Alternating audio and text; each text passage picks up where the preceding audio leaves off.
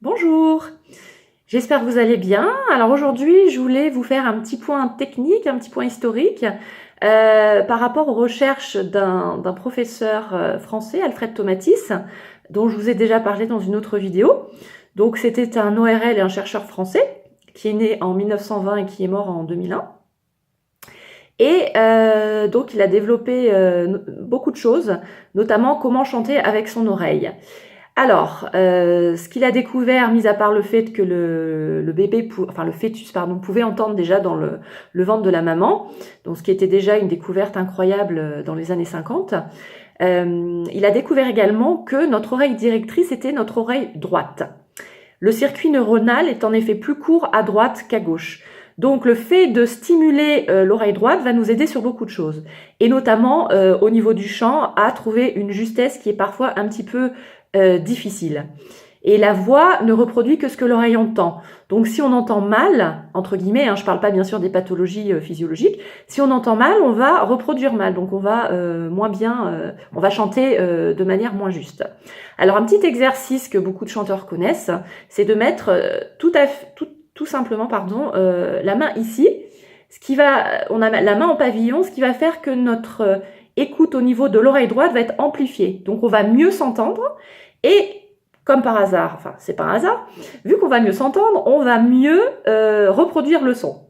Donc ça c'est un petit exercice très simple à faire et qui est directement lié aux découvertes du professeur Tomatis.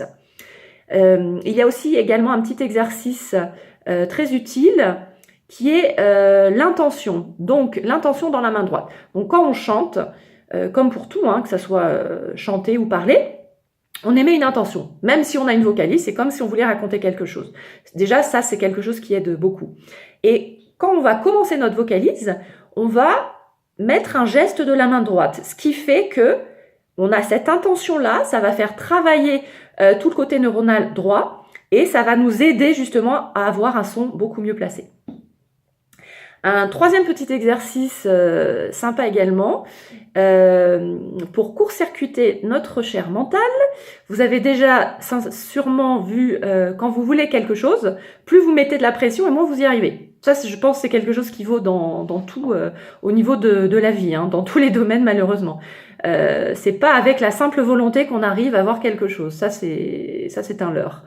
Et donc, souvent, quand on veut avoir un beau son, on est très critique vis-à-vis de nous-mêmes, on met beaucoup de pression, et plus on le veut, et moins ça marche. Et puis moins ça marche, plus ça nous énerve. Donc, on bloque tout. Donc, ce qu'il faut faire, c'est aller plus dans le corps et de bouger. Donc, de bouger, de chanter en bougeant, en marchant. Et comme par hasard, le son va se libérer. Et là, on chante vraiment avec son corps et on court-circuite un petit peu le mental alors on en a bien besoin, mais parfois il nous embête, il faut dire.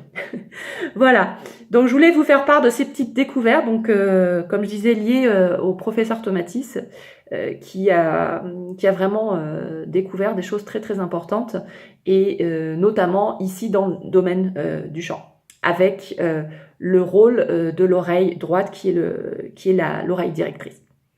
Voilà, donc j'espère que ça vous aura intéressé. Je vous souhaite une très très belle journée et je vous dis à très bientôt.